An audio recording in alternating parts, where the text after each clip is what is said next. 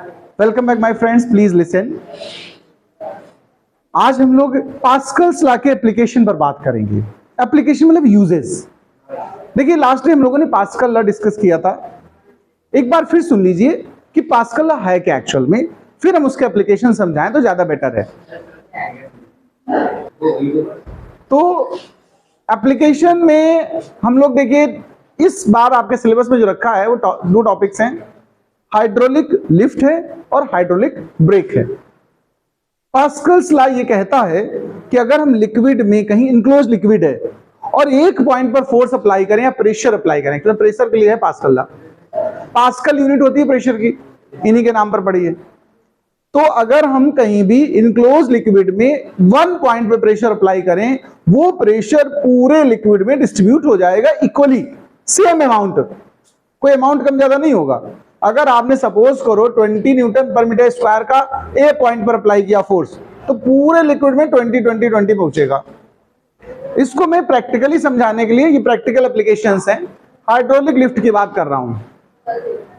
तो सबसे पहली बात, ये हाइड्रोलिक लिफ्ट है क्या, इस पे बात करेंगे। तो हम कहेंगे हाइड्रोलिक लिफ्ट एक पास्कल लॉ पर बेस्ड एप्लीकेशन है जो फोर्स मल्टीप्लायर का काम करता है। मतलब फ्यू फोर्स अप्लाई करें और लॉन्ग फोर्स उससे हमें मिल जाए। तो पहली लाइन में इसका इंट्रोडक्शन लिखना है, लिखिएगा, it is an application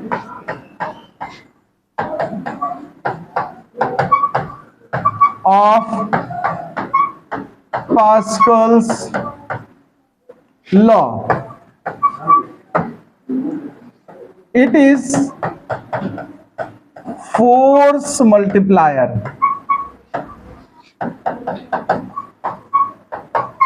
it is force multiplier, यानी फोर्स को ये बढ़ाता है। ठीक है, देखिए इसमें होता क्या क्या है, पहले हम डायग्राम बनाते हैं, उसी के अकॉर्डिंग लिखना भी है। सबसे पहली चीज सुनिए, इट हैव टू सिलेंडर्स। देखो यहां पर टू सिलेंडर्स होते हैं, एक का क्रॉस सेक्शन थोड़ा सा लेस होता है और एक का क्रॉस सेक्शन थोड़ा ज्यादा है। देखो ध्यान देना प्लीज, यहां पर एक पिस्टन लगा है, वाटर टाइट या एयर टाइट पिस्टन है, मतलब इससे अंदर का लिक्विड बाहर नहीं निकलना चाहिए। ऊपर से प्रेशर बढ़ाओगे तो लिक्विड अंदर को शिफ्ट होना चाहिए। ये पिस्टन है, पिस्टन तो आप लोगों ने कभी बनाए होंगे या देखे होंगे। एक पिस्टन यहां, इसका एरिया ऑफ क्रॉस सेक्शन देखो मोर देन है पहले वाले से, ये थोड़ा बिग साइज का सिलेंडर है। देखो इस सिलेंडर को आप चाहो तो C1 नाम दे दो, सिलेंडर 1, सिलेंडर 2, और ये बीच में कनेक्शन करने के लिए पाइप इस्तेमाल किया है। इस पूरे में लिक्विड फिल होता है, कोई भी लिक्विड आप फिल कर सकते हो, तमाम तरह के ऑयल आते हैं। ये दोनों सिलेंडर आपस में इस पाइप से देखो कनेक्ट हैं, यानी सिंगल सिस्टम का काम करेंगे कि नहीं करेंगे बताओ। अच्छा भैया, यहां पर ऐसे कोई लोड हम जिसको लिफ्ट करना चाहते हैं, वो कार हो सकती है या कुछ और भी चीज हो सकती है, इसको लोड कहेंगे। क्या कहेंगे? ये लोड, इसको उठाना है मुझे। यहां से हम लोग फोर्स अप्लाई करेंगे, सपोज करो F1 फोर्स अप्लाई किया, और इस वाले पिस्टन का जो क्रॉस सेक्शन एरिया है वो A1 है, और ये इस पर जाके फोर्स देगा F2, और एरिया ऑफ क्रॉस सेक्शन ले लो A2। अभी मैं इसकी कंस्ट्रक्शन की बात भी करता हूं, पहले मैं फार्मूले से ये प्रूव कर दूं कि फोर्स मल्टीप्लायर कैसे है। देखो एक बात ध्यान देना, हमने पास्कल लॉ में एक बात बता दी कि अगर हम किसी एक जगह पर प्रेशर अप्लाई करेंगे लिक्विड के, तो वही प्रेशर पूरे लिक्विड पे माना जाएगा। ठीक है, तो जैसे यहां पर हम प्रेशर कहें, pressure at cylinder C1, pressure applied कह सकते हो एट सिलेंडर C1। अभी लिखना नहीं, मैं कंस्ट्रक्शन लिखूंगा, उसके बाद ये चीज स्टार्ट होगी, और समझा रहे हैं। तो प्रेशर जो तुमने C1 पे लगाया, P=F/A होता कि नहीं बताओ, होता कि नहीं होता बताओ, एग्री इस बात से। और यही प्रेशर यहां पहुंचेगा, बट हम अभी नहीं मान रहे, पहले हम P2 लिख रहे हैं, उसको बाद में कहेंगे दोनों इक्वल होंगे पास्कल लॉ के अकॉर्डिंग। अब pressure reaches at cylinder C2 ये C1 था, ठीक है। तो इसको हम कहेंगे P2 is equal to F2 by A2 according to Pascal's law. According to Pascal's law, Pascal law ये कहता है कि जितना प्रेशर आप यहां अप्लाई करोगे उतना ही प्रेशर वहां पहुंचेगा। तो यानी जो P1 है वो P2 के इक्वल होना चाहिए। तो इसका मतलब F1 by A1 is equal to F2 by A2। मैं देखता हूं F2 की वैल्यू कितनी हो गई F1 के सामने। तो F2 इज इक्वल टू, देखो प्लीज, F1 और A2 बाई A1 आएगा कि नहीं बताओ। अच्छा एक बात बताओ, या ऐसे कर दो F2 बाई F1 बना लो और अच्छा रहेगा, A2 बाई A1। अच्छा एक बात बताओ, यहां पर A2 ग्रेटर है कि A1? A2 ग्रेटर है A1 से, है कि नहीं है बताओ। तो A2 बाई A1 की वैल्यू मोर देन 1 होगी कि नहीं होगी बताओ। Then A2 by A1 becomes greater than 1। और अगर ये 1 से ग्रेटर है तो ये भी तो 1 से ग्रेटर होना चाहिए रेशियो की नहीं बताओ। सो F2 by F1 also greater than 1। तो यहां से क्या पता चला, F2 ग्रेटर देन F1, यानी जितना आपने फोर्स लगाया उससे ज्यादा सेकेंड पिस्टन को मिल गया फोर्स। बताओ भाई, मल्टीप्लायर नहीं हुआ, ग्रेटर कर रहा कि नहीं कर रहा फोर्स की वैल्यू को। इसलिए ज्यादा लोड आसानी से उठा सकते हो कम फोर्स अप्लाई करके। अब कंस्ट्रक्शन की बात कर लेता हूं जरा। डायग्राम तो देख ही लिया, बस डायग्राम है को लिखना है कंस्ट्रक्शन में। क्या लिखना, जैसे सुनो, यहां लिख देना ऑयल भरा है, कोई लिक्विड कह सकते हो, ऑयल कह सकते हो, ठीक है। हम कहेंगे इट हैव, इट मतलब कौन, इट हैव मतलब कौन, ये इट मतलब क्या, hydraulic lift. It have 2 cylinders C1 and C2 connected by a pipe, okay, have a common liquid, have a common liquid। अच्छा हम कहेंगे cylinder C1 has an air tight piston, या आप वाटर टाइट भी कह सकते हो। वाटर लीक नहीं होना चाहिए, लिक्विड लीक नहीं होना चाहिए, हम एयर टाइट लिख रहे हैं, ठीक है। Air tight liquid with area of cross section A1 and force applied on it F1। Cylinder C1 and C2 have pistons, airtight pistons, airtight pistons। Force applied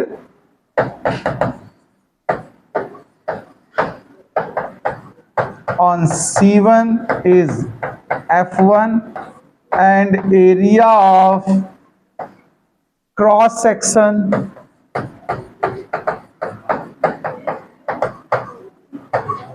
A1, but force reaches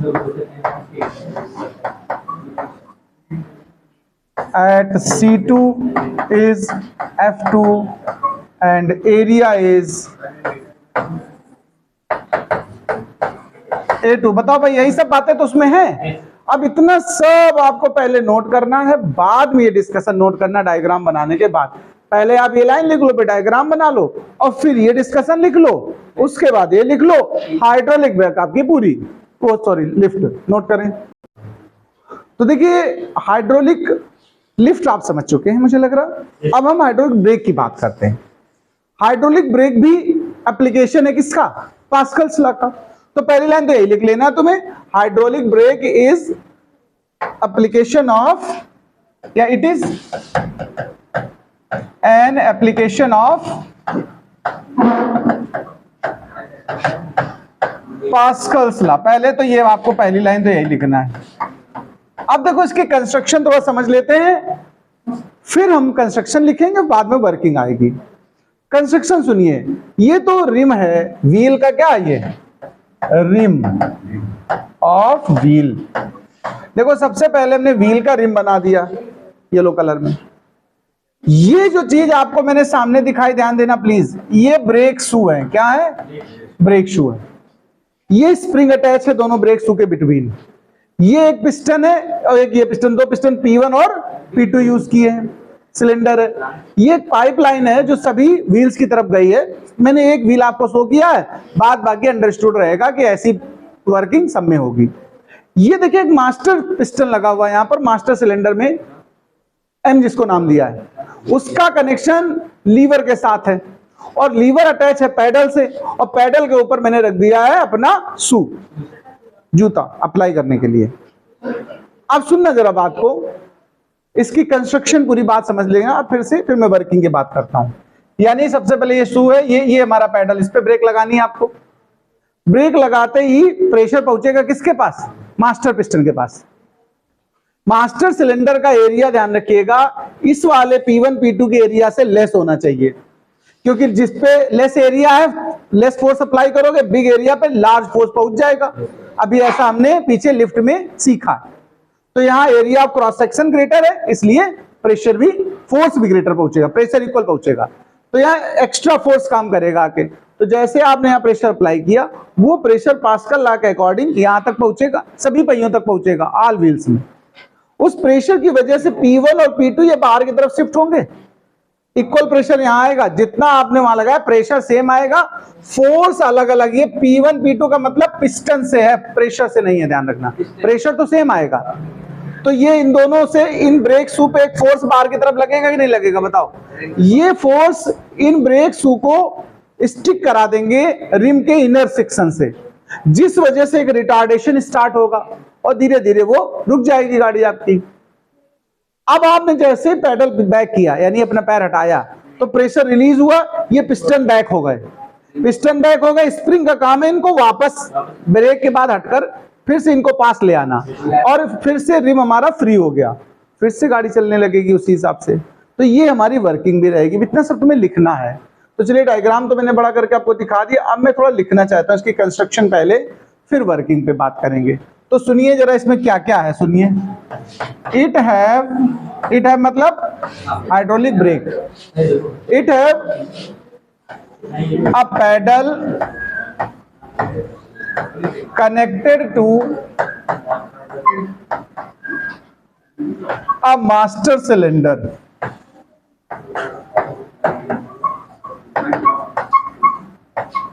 M across lever. ये मैंने construction वहां से start की। ये master cylinder एक pipe से P1 P2 piston से connect है। This M is connected to all wheels with a pipe which contains liquid, और ये जो लिक्विड है इसको ब्रेक ऑयल कहेंगे।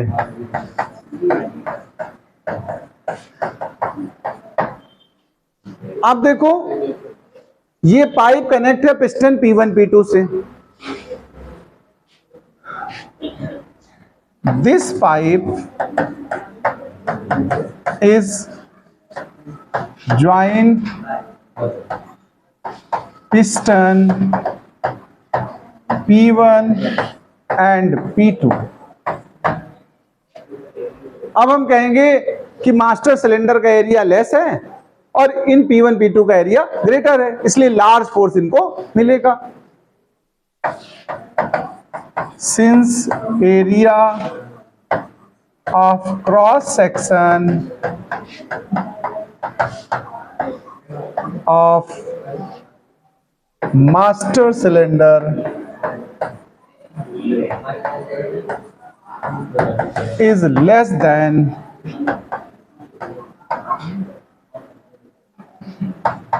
piston P1 and P2. So they gets large force. और इन P1 P2 का कनेक्शन ब्रेक शू से है और ब्रेक शू के दोनों को आपस में कनेक्ट करते हुए एक स्प्रिंग लगी हुई है. तो piston P1 and P2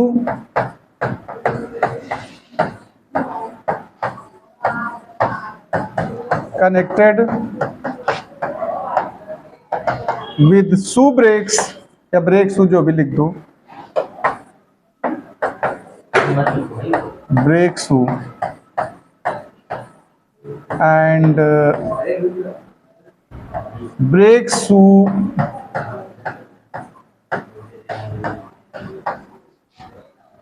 joined by spring. ये तो कंस्ट्रक्शन की बात बता दी, इसमें है क्या क्या. अब हम बात करेंगे इसके वर्किंग की. वर्किंग में हम कुछ इस तरीके से कहेंगे, वर्किंग समझना जरा.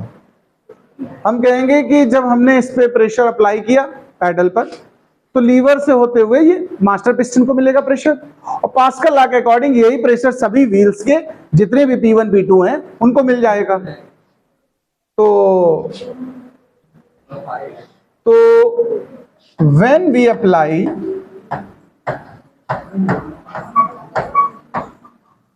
brake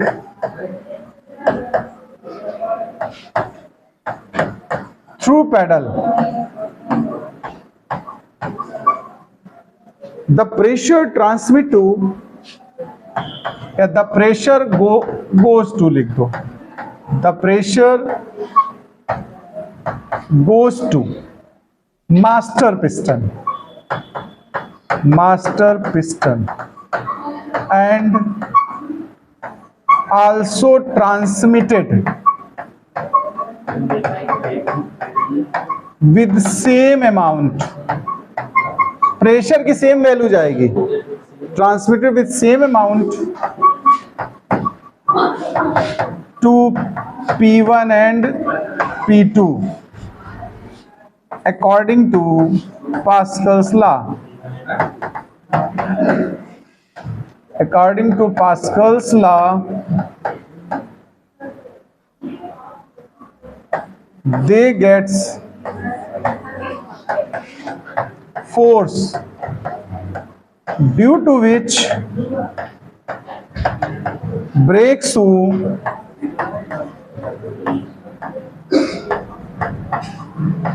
joins inner part of rim of wheel and hence retardation start होगा. देखो, and hence retardation starts.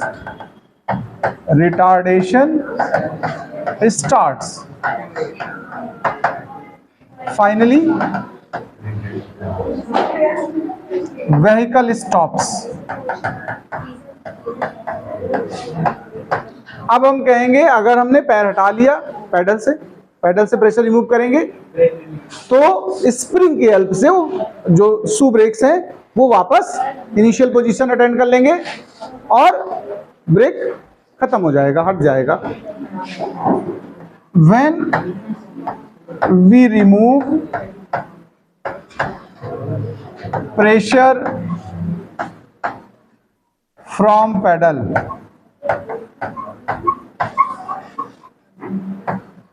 P1 and P2 comes back and shoe brake या brake shoe leaves rim by spring and again vehicle moves. बस इस तरीके से आपको लिखना है, नोट कर लें.